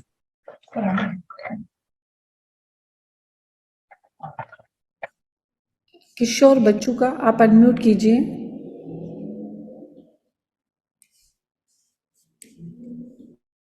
राम राम भैया। राम राम किशोर जी, राम राम। मैं किशोर बाछुका कोला से। जी, भैया मेरा एक प्रश्न लोकोक्ति के बारे में था। इसके बारे में? जो लोकोक्ति जो सभी ने सुनी होगी लगभग, जाके पैर न फटी बिवाई, वो क्या जाने पीर पर आई। हम्म। तो भैया इसमें मतलब अब ये तो बहुत फेमस लोकोक्ति है, बहुत फेमस वाक्य है भैया, इसमें कितना विश्वास करें? मतलब अब ये तो इसका कहना ये है कि एक धनवान किसी गरीब का दुख जान ही नहीं सकता, या एक पुरुष किसी स्त्री का दुख जान नहीं सकता, या स्त्री पुरुष का दुख जान नहीं सकती। मतलब जो दुख मैंने कभी देखा नहीं, वो दुख मैं उस दुख का वो डेप्थ, उसकी जो बिल्कुल बिल्कुल सही, वो जान नहीं सकते। तो इसमें कितना विश्वास करें? क्योंकि कई बार ऐसा होता है, बहुत धनवान ऐसे व्यक्ति होते हैं जो बहुत पुण्य के काम करते हैं और लोगों की भलाई करते हैं, तो फिर इसमें कितना विश्वास करें इस लोकोक्ति में? देखो, पहली बात तो जान के करना क्या है। ये बात सही है कि हम कभी भी दूसरे को नहीं समझ सकते। पति पत्नी पूरी जिंदगी एक दूसरे को नहीं समझ सकते, पूरी जिंदगी साथ रहते हैं, लेकिन आखिर तक भी किसी पति से पूछो भाई पत्नी को समझा, बोलेगा मैं नहीं समझ पाया। माँ बाप बच्चों को नहीं समझ पाते, कोई भी किसी को जान नहीं सकता। ये प्रकृति का नियम है, क्योंकि हम सिर्फ जो बाहर से दिखते हैं ना, बायोलॉजिकल, सिर्फ वो नहीं है, हम पूरा सिस्टम है, हमारे अंदर बहुत सूक्ष्मतर। ये तो हम बाहर आ गए, लेकिन हमारे अंदर बहुत कुछ है। बाहर तो सिर्फ 5% है, 95% चीजें अंदर है। तो 5%, 95% को जान नहीं सकते। और लोग तो खुद को ही नहीं जानते, तो दूसरों को या दूसरी की चीजें जानने के बारे में बहुत छोटा है, बहुत लिमिटेड है। इसको मैं कहता हूँ कि जापान नहीं देखा तो जापान है ही नहीं वर्ल्ड में, ऐसा कहते कई लोग, है ना। तो लेकिन सवाल ये आता है कि हमको करना क्या है, हमको चाहिए क्या, हमारी प्यास क्या है, हमारी तड़प क्या है, हम क्या खोज रहे हैं, हमारी चेतना इतनी तड़प क्यों रही है। सब कुछ है हमारे पास, पैसा, गाड़ी, बंगला, सब कुछ है, लेकिन फिर भी हम क्या चीज मिसिंग है, उसको ढूंढें। तो जब हम वो ढूंढते हैं और उसकी तरफ जब चलना चालू करते हैं, जब हमारी चेतना उठती है, जब हमारा ज्ञान विज्ञान बढ़ने लगता है, विवेक बढ़ने लगता है, प्रज्ञा आती है, अनुभव ज्ञान बढ़ने लगता है, हमारी समझ, हमारी अंडरस्टैंडिंग जब बढ़ती है, तब क्या होता है ना भैया, चेतना उठने का मतलब होता है कि पूरा ब्रह्मांड है, जो हमारा शरीर है ना, पूरा ब्रह्मांड है। ठीक है। फिर भी अगर हम ऊपर उठ गए तो कोई भी चीज देखी जाती है रोशनी से। सही बात है ना। अंधेरा होता है तो हमको दिखाई नहीं देता, जब हम टॉर्च जलाते हैं तभी दिखाई देती है ना चीजें। बिल्कुल बिल्कुल। तो कोई भी इंसान दूसरे इंसानों को इसलिए नहीं जान सकता, या किसी भी चीज को, ब्रह्मांड की भी किसी भी चीज को नहीं जान सकता, जब तक वहां रोशनी ना हो। अंधेरे में कुछ नहीं दिखता, रोशनी चाहिए। तो रोशनी जो होती है वो है चेतना। जितनी हमारी चेतना बढ़ेगी, उतनी हमारी जागृति, हमारा होश, हमारा प्रकाश बढ़ेगा। लोग मेरे से पूछते हैं कि आत्मा मतलब क्या है, और केवल ज्ञानी जब कोई हो जाते हैं तो वो तीर्थंकरों के बारे में कहते हैं कि वो त्रिकालदर्शी थे, वो ब्रह्मांड में सब चीजें देख लेते थे। ये कैसे होता है? वो पास्ट और फ्यूचर, प्रेजेंट, तीनों अवस्था एक साथ देखते थे। तो भाई सिंपल सी बात समझो, देखते थे का मतलब वो कर्ता भाव से नहीं देखते थे, उनकी चेतना पूरे ब्रह्मांड में समा गई, सब जगह रोशनी हो गई। वो रोशनी सब देखती है, वो रोशनी सब समझते हैं। तो देखने के लिए कोई ऐसा शरीर वाला इंसान नहीं देखता, उनकी चेतना वो सब जगह, जहां अंधेरा था सब जगह रोशनी आ गई। ऐसे ज्ञान में भी होता है। जितना हमारा ज्ञान ऊंचा उठता है ना, जितनी चेतना बढ़ती है, तो ज्ञानियों को सहज ही नॉलेज आता है, अज्ञानियों को पता नहीं पड़ता। अज्ञानी को दूसरों के बारे में क्या, खुद के बारे में भी पता नहीं होता, और ज्ञानियों को दूसरे के मन के बारे में भी, दूसरे का मन भी दिखाई देता है।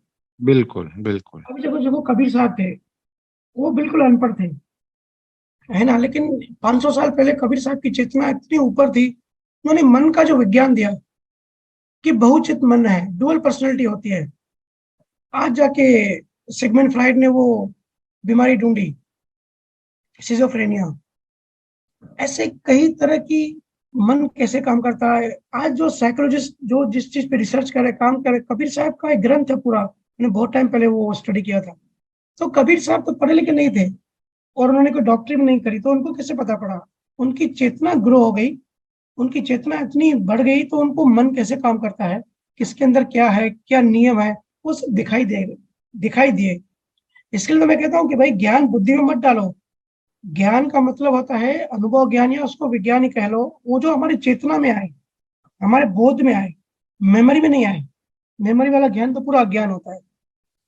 तो कोई भी चीज हम जान सकते हैं जब हमारी चेतना उठेगी। वही हमारा एम्बिशन है, वही हमारा एम है, वही हमारा टारगेट है। उसी के लिए हमको प्रयास करना चाहिए। जितनी जितनी चेतना हमारी बढ़ती जाती है, उतना फिर हमको चीजें समझ में आती हैं। तो बहुत बार फिर ऐसे होता है कि एक लेवल तक चेतना बढ़ जाती है, फिर उसकी किसी भी कारण से उसकी आध्यात्म ग्रोथ रुक जाती है, तो उसको फिर नेक्स्ट जन्म में उसके कर्म भी, मैंने कहा था ना, पिछले सत्संग में चर्चा करी थी कि कर्म भी जब चार्ज होते हैं तो हमारी चेतना कितनी ग्रो है उसके अकॉर्डिंग होती है। क्योंकि बिलीव, कर्म चार्ज होते हैं बिलीव सिस्टम से, और बिलीव सिस्टम डिपेंड करता है हमारी चेतना पे। तो हमारी चेतना ग्रो हो गई, बिलीव सिस्टम हमारा मिट गया, ये सूक्ष्म रह गया, तो उस पे कर्म ऐसे बनते हैं, फिर नेक्स्ट जन्म में वो कोई बड़ा अधिकारी बनता है। जैसे आज नरेंद्र मोदी है, हमारा बहुत ही फेमस प्राइम मिनिस्टर है, जगत गुरु बन गया है। ठीक है, उसने भी कभी स्टडी नहीं किया, कभी देखा नहीं, लेकिन पिछले जन्मों में उनकी चेतना इतनी ग्रो हुई होगी, और ऐसे कर्म बनाए होंगे। इस जन्म में देखो उनको ऐसी ऐसी चीजें पर्सनली पता होती हैं, जो आईपीएम के उनका प्रकाश उतना खुला हुआ, वो उनको चीज दिख रही है, जो आप पढ़े लिखे को भी नहीं दिख रही है। यही तो डिफरेंस होता है। इसलिए मेरा फोकस पूरा चेतना बढ़ाने पे रहता है कि चेतना बढ़ाओ सिर्फ। वो तो क्या होता है, कोई साधु संत, चेतना बढ़ गई लेकिन एक लेवल तक रुक गई, तो उसका नेक्स्ट जन्म में फिर प्रारब्ध कर्म ऐसे बनता है कि वो मंत्री बनता है। या जो मंत्री होते हैं ऐसे समझो कि पिछले जन्म के वो साधु संत ही थे, या पहले जमाने में राजा महाराजा बनते थे। तो ये चीज ऐसे काम करते हैं। जो भी चीज दिखाई दे नहीं, अगर हमारी चेतना नीचे है तो हमको दिखाई नहीं देगा। बहुत बार जब सामने वाला कुछ बोल देता है, हम अंधकार में होते हैं, हमारा अहंकार बड़ा होता है, वो सामने वाला अच्छी चीज बोलता है तो हमारा अहंकार उस पर हावी हो जाता है हमारे ऊपर, और वो दूसरी चीज दिखाने लगता है। होता है ना, उल्टा बहुत समझ। होता है ना, हम लोग अजम्पशन करने लगते हैं। जी। अगर किसी की चेतना नीचे है और किसी के पति ने फोन नहीं उठाया 2-3 बार, तो उसको अहंकार डराएगा, उसकी जो मन में जो वृत्तियां हैं, जो मेमोरीज हैं, कि भाई मेरे पति का एक्सीडेंट तो नहीं हो गया, मेरा कुछ गड़बड़ तो नहीं हो गई, कुछ गलत तो नहीं हो गया, ऐसे बीपी हाई होने लगता है। होता है ना ऐसे, क्योंकि पास्ट मेमोरीज, उसके अहंकार में जो मेमोरीज है वो हावी हो गई उसके ऊपर। अगर चेतना ऊपर उठेगी और प्रकाश में उसको दिखाई देगा, तो वो प्रकाश, वो जो मेमोरीज है, मतलब वो अंधेरा, वो फिर हावी नहीं हो सकती। फिर वो इंसान सहज रहता है। ठीक है भाई, हो सकता है कुछ काम आ गया, हो गया, या मोबाइल कहीं भूल गए हो, तो फिर ऐसे इंसान सहज रहते हैं। तो आपका सवाल था कि दूसरे के बारे में पता नहीं पड़ता, तो पहली बात तो हमको पता पड़ना भी नहीं है, हमको पता पड़ना, उसके ऊपर कोशिश भी नहीं करनी चाहिए। जो भी सहज हमको पता पड़ता है वो ठीक है, नहीं पता पड़ता है तो भी ठीक है। हमको अपना ऑपरेशन करना है, हमको ध्यान अपने पे देना है, और हमको अपनी चेतना बढ़ाने में काम करनी है। एक बार चेतना बढ़ गई, फिर किसी से कुछ पूछने की जरूरत नहीं पड़ती। यहाँ तो ऐसे संत हैं, दूसरे दूसरे का मन मन में क्या चल रहा है वो भी उनको दिखाई देता है। संतों कहते हैं ना कि माइंड रीडर होते हैं, तो ये कैसे होता है? माइंड रीडर ऐसे ही कोई नहीं बनता, उसकी चेतना उतनी ग्रो होनी चाहिए। ठीक है किशोर जी?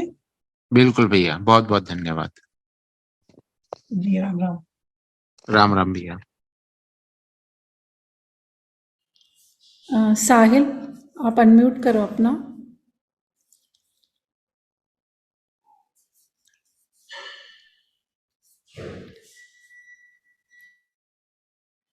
सॉरी, प्रेम शामनानी, आप अपना अनम्यूट कीजिए।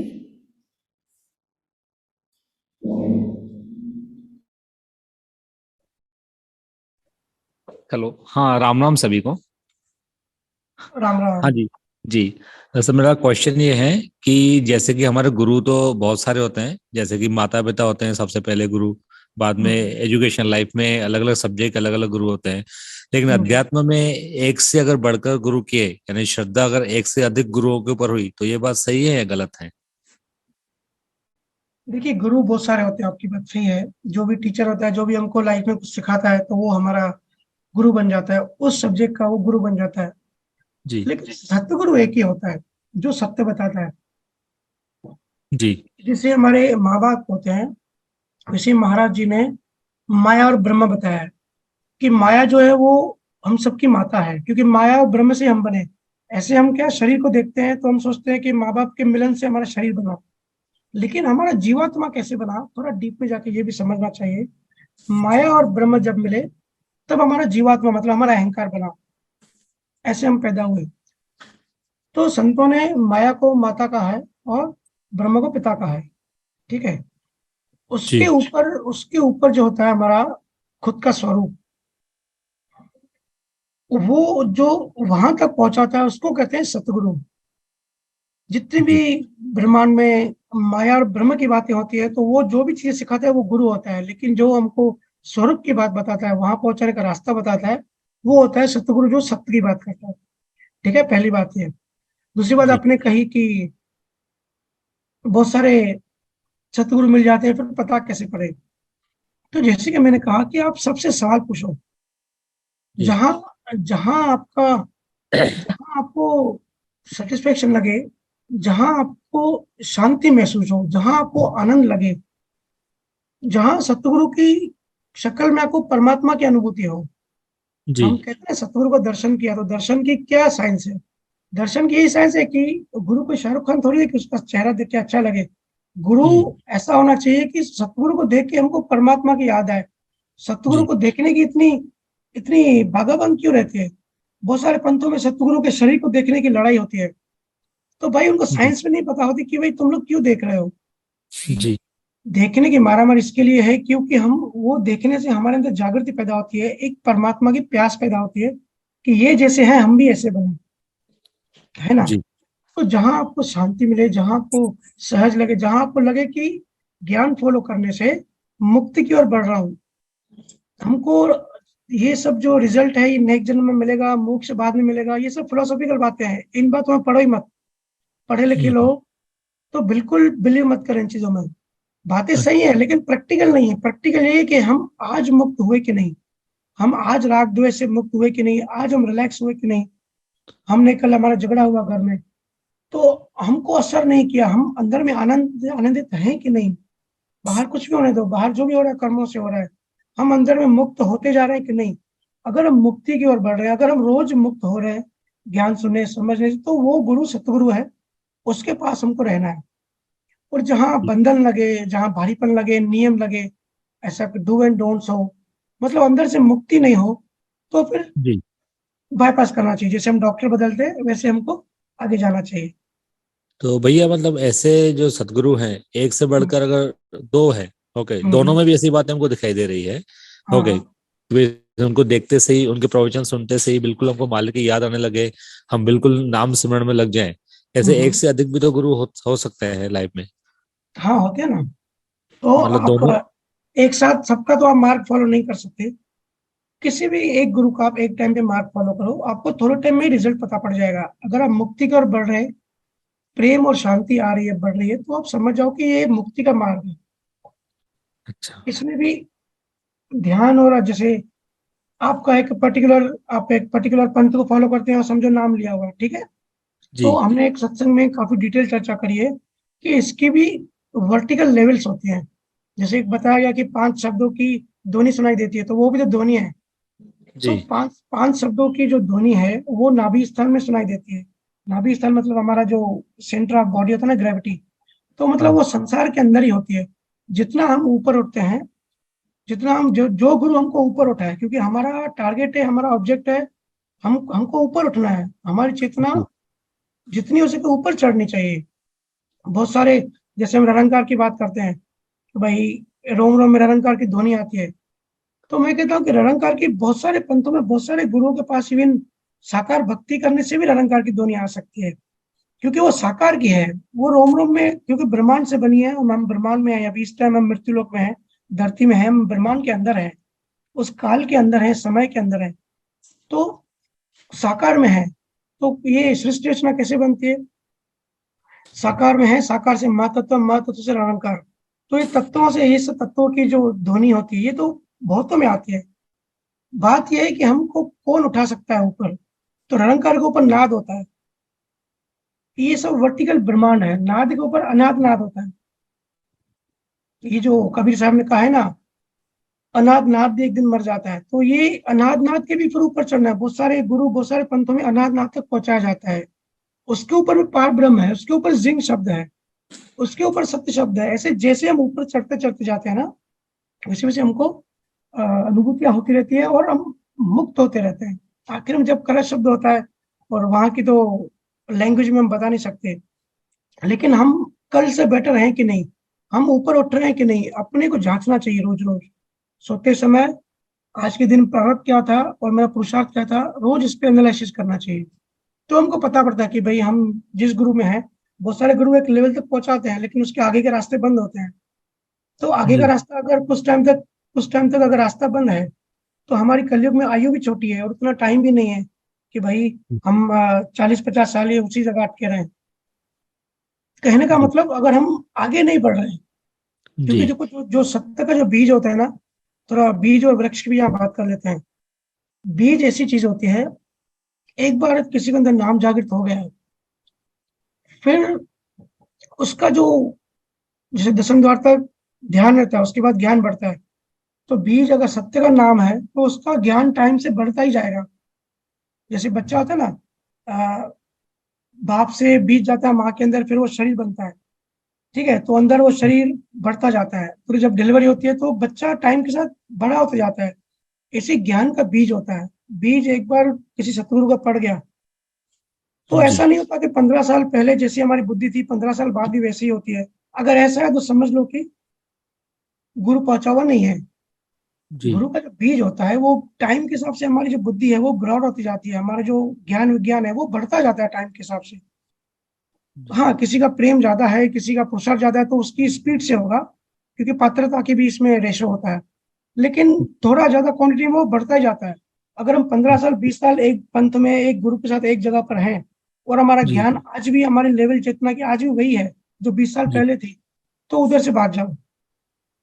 तो भैया इस बात में भी हमारा चार्ज और डिस्चार्ज यानी प्रारब्ध या क्रियामान, ये चीजें भी लागू होती है क्या? हाँ, क्रियामान तो हमने पहले भी कर्मों का तो बिल्कुल अलग सब्जेक्ट है, हमने इस पे चर्चा करी थी कि क्रियामान कर्म जो है वो हम डेली लाइफ में जब भी हमारे कोई संजोग आते हैं, हमारे प्रारब्ध कर्म जब हम भुगतते हैं, क्योंकि हम अंदर से तन्मयकार रहते हैं, तो उसी टाइम अगर हम अज्ञान में हैं, हमारी समझ नहीं बढ़ी, हमारे अंदर ज्ञान प्रकाश नहीं बढ़ा, तो हम कर्म चार्ज करते रहते हैं साथ में ही।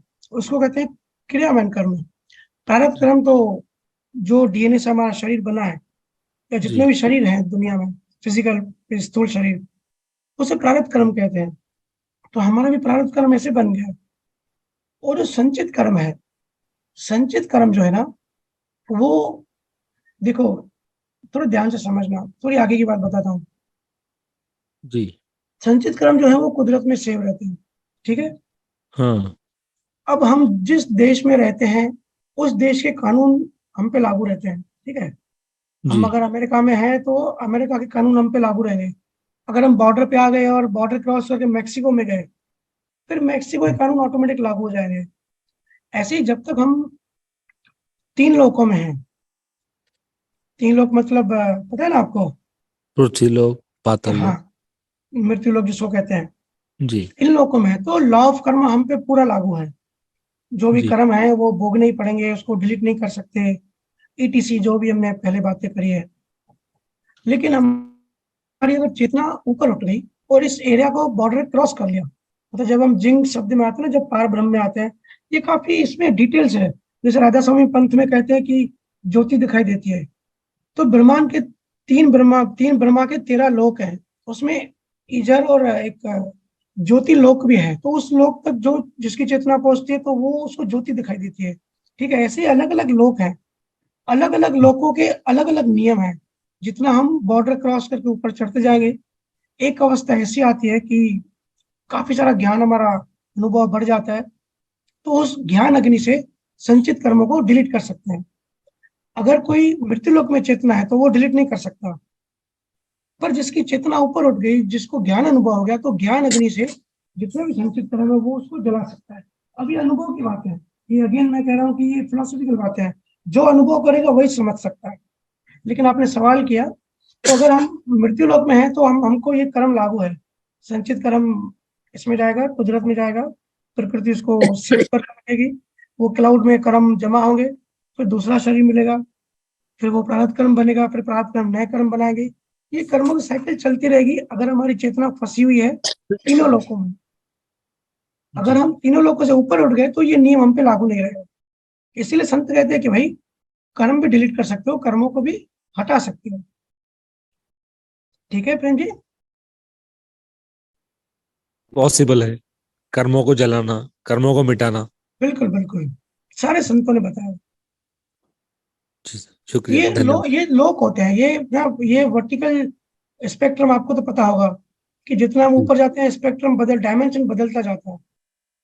तो ये अलग अलग लोक होते हैं, महामाया, प्रकृति, ज्योति, अजर, आनंद, वजर, अकर, ईथर, निरंजन, निराकार, शिव ब्रह्मा, महाशून्य, शून्य सागर, पार ब्रह्म। ये जो शून्य सागर है ना, ये जो पतंजलि की मैंने अभी बात कही, तो इनसे यही चर्चा हो रही थी कि चेतना चढ़ते चढ़ते जब वो कहे कि हम महाशून्य में पहुंच जाते हैं, तो महाशून्य तक पहुंचते हैं, ठीक है, वो भी एक लेवल है, महाशून्य तक भी दूसरे व्यक्ति से पहुंचा जा सकता है, लेकिन शून्य सागर और पार ब्रह्म में नहीं पहुंचा सकता, और दसम द्वार तो बिल्कुल खुलता ही नहीं है। तो ये जो ज्योति की बात होती है ना, वो एक ज्योति का लोक है, एक अजर लोक है। आज ही मेरे से किसी ने व्हाट्सएप पे पूछा कि इथर लोक क्या होता है, तो उसको थोड़ी सी डिटेल में हमने चर्चा करी। तो ये सब एरियाज हैं, हमारी डिपेंड ये करता है कि हमारी चेतना कौन सी एरिया में है, वहां का नियम लागू होगा। जितना ऊपर चढ़ेंगे उतना सूक्ष्म होते जाएंगे, नव तत्व लिंग शरीर मिटता जाएगा। ये जो मन चित्त बुद्धि अहंकार है, क्योंकि मेमोरीज कर्मा कहाँ रहते हैं? मन में, हमारे चित्त में। लेकिन हम जब ऊपर चढ़ते हैं ना तो फिल्टर हो जाता है, ये नव तत्व लिंग शरीर ये डिलीट हो जाता है, निकल जाता है त्रिकुटी के ऊपर, अगर हमारी चेतना स्थित हो जाती है तो जितना ऊपर चढ़ते आते हैं ये सब फिल्टर्स, हमारे जो शरीर है सब निकलते जाते हैं। फिर हंस बनता है, हंस से वो श्रुति बनती है, श्रुति जाके बसती है जिसको ध्यान कहते हैं, और ऊपर जाके पार ब्रह्मा का भी ऊपर जाके वो जो श्रुति है उसका भी जो होश है वो मर्ज हो जाता है। मतलब इसको ऐसे कह सकते हैं कि बूंद समा गई समुद्र में, और वो बूंद का अपना अस्तित्व मिट गया, लेकिन वो बड़ी हो गई, वो समुद्र बन गई। तो हमारा जो ध्यान है ना, जिसको हम अभी ध्यान कहते हैं, अटेंशन कहते हैं, या दृष्टि कहते हैं, वो परमात्मा में मिलके परमात्मा हो जाती है। अच्छा, पूरा ठीक है। ब्रह्मांड है, ब्रह्मांड को समझना जरूरी है। आज तो देखो साइंस भी, अभी नासा भी हैरान है, गैलेक्सी के, अभी दूर दूर की गैलेक्सी के इन्होंने फोटोज निकाले हैं, जो जेम्स वेब टेलीस्कोप भेजा है। तो ये लोग हैरान है कि गैलेक्सी के जब फोटो निकाले दूर से, तो उसका फोटो ऐसा है जैसे हमारा ब्रेन है ना, ब्रेन में न्यूरॉन्स कनेक्टेड होते हैं ना, एग्जैक्टली वैसे ही वो फोटो दिख रही है गैलेक्सी की। और संतों ने कितना टाइम पहले बताया कि जो बाहर ब्रह्मांड में है वो हमारे अंदर है, शरीर में है जी। हमारा शरीर मिनी सृष्टि है। Okay, model of this one सृष्टि, हाँ, मैप बॉडी है। The model of this one ब्रह्मांड। यस, जी ठीक है जी जी, राम राम।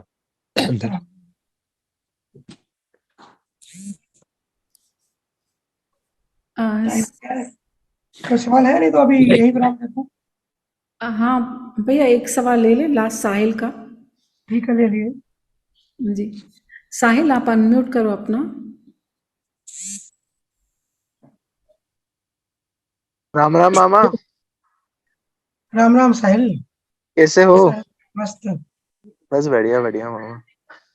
तो मामा मेरा सवाल था कि जैसे अभी अपन ने जन्म लिया है इतनी टेक्नोलॉजी में जिसको अपन यूज करते हैं, तो जैसे मामा अपन ने पहले जन्म में बीज डाले हैं, ये टेक्नोलॉजी तो उस समय नहीं थी ना, तो अभी ये सब क्रिएशन को अपन यूज करते हैं साइंस के, हाँ तो मैं कह रहा था कि जैसे इसके अपने बीज डाले थे, तो ये पता तो नहीं था कि ये सब टेक्नोलॉजी इतना अपग्रेड होती होगी उस समय। तो ये भी फिक्स होता है कुछ ऐसा? एक भाव जो होता है ना वो टेक्नोलॉजी का नहीं होता। भाव सिर्फ एक टारगेट होता है। जैसे किसी ने भाव किया होगा कि मैं चांद पे जाऊं, लेकिन चांद पे कैसे जाएगा? अगर उसके पुण्य है, अगर उसके उतने पुण्य है। नील आर्मस्ट्रांग गया था ना चांद पे, जी। पहला इंसान जिसने चांद पे पैर रखा। तो उसने पिछले जन्मों में भाव किया होगा, ऐसे कर्म बनाया होगा, इच्छा पैदा की होगी, डीप इच्छा कि भाई मैं चांद पे पहला कदम रखूं। ठीक है। और साइमल्टेनियसली उसके वैसे पुण्य भी होंगे कि उसका यश नाम हो। अभी पूरी मानव जाति की हिस्ट्री में उसका ही नाम आएगा ना कि उसने पहला कदम रखा। तो उसके अकॉर्डिंगली पुण्य भी होंगे। बट वो जो टेक्नोलॉजी है उसने ये थोड़ी भाव किया होगा कि भाई मैं रॉकेट में अपोलो अपोलो 11 में बैठ के जाऊंगा और ऐसे ऐसे ऑर्बिट करके फिर मैं लैंड करूंगा। उसने थोड़ी सोचा होगा। वो तो उसने भाव किया। फिर ये संजोग जो है वो कुदरत देती है। ये जो पूरा जो टेक्नोलॉजी है या जो भी जड़ चीजें हैं, कैसे कोई कर्मा रिलीज हो, ये जो है इसकी जो रचना है वो कुदरत करती है। इसकी डिजाइन कुदरत बनाती है। और कुदरत को क्योंकि सृष्टि भी चलानी होती है, जितने भी दुनिया पे अभी 800 करोड़ इंसान है, सबको चलाना पड़ता है। तो कुदरत डिजाइन ऐसे बनाती है कि सब सिंक्रोनाइज हो, सबका एक साथ हो, लेन देन पूरी हो। तो टेक्नोलॉजी का भाव नहीं करते, वो कुदरत हमको संजोग बना के देती है जिससे कर्म रिलीज हो। कुदरत का एक ही टारगेट होता है कि भाई किसी ने अगर कर्म बना लिए। कुदरत कर्म हम कैसे बनाते हैं? हम कुदरत से उसके परमाणु, शुद्ध परमाणु छीनते हैं। ठीक है। उसको हम कहते हैं कर्म चार्ज करना है, कर्म बनाना। वो जो भाव होता है वो उस परमाणु पे, एटॉम पे चिपक जाते हैं। तो कुदरत एक्चुअली वो अपने परमाणु वापस लेती है। कुदरत कहती है भाई मेरे एटॉम्स मेरे को वापस दो। इसलिए वो दूसरा जन्म देती है और हमारा शरीर बनाती है। और जो भी कर्म रिलीज हुआ, जो भी संजोग हुए, जो लेन देन हुई, मतलब हमने वो एटॉम्स, वो परमाणु जो चार्ज किए थे वो डिस्चार्ज हो गए। वो परमाणु जो हमने बांधे थे वो कुदरत ने वापस ले लिए। लेकिन हम तो जीवात्मा है, फिर से हमको शक्ति है चार्ज करने की। और ये शक्ति क्यों है? क्योंकि जीवात्मा जो है वो जड़ भी है और चेतन भी है। तो उसकी जो चेतन की जो पावर है ना, वो पावर यूज करके हम परमाणु को सक करते हैं। परमाणु कुदरत से हम एक्चुअली बोला जाए तो आम भाषा में, लेमन लैंग्वेज में, कि हम वो कुदरत से परमाणु चोरी करते हैं। कुदरत से परमाणु चोरी करके हम कर्म बनाते हैं। फिर कुदरत हमसे वो वापस छीनने की कोशिश करती है। इसके लिए वो कर्म को डिस्चार्ज कराती है। तो कुदरत देखती है इसके कर्म बन गए, कैसे जल्दी से जल्दी इसके कर्म डिस्चार्ज हो। तो डिजाइन टेक्नोलॉजी पूरी पूरी कुदरत बनाती है। जैसे आप अभी इंदौर में बैठ के अमेरिका में व्हाट्सएप पे किसी से बात कर सकते हो। ठीक है। तो वो आपकी और अमेरिका वाले की लेन देन ऐसी होगी, लेकिन लेन देन ऐसी भी है कि दोनों फिजिकली अलग अलग हो गए। क्योंकि क्षेत्र, टाइम, ये सब भी तत्व डिपेंड करते हैं कर्मों पे।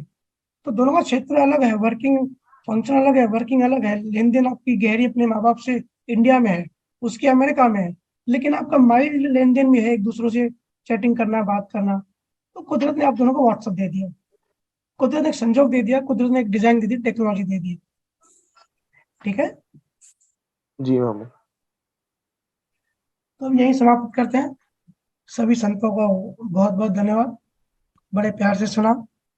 नेक्स्ट वीक अभी 15 तारीख को उल्लासनगर सत्संग होने वाला है। और उसके बाद उससे पहले दीवापुर में सत्संग है।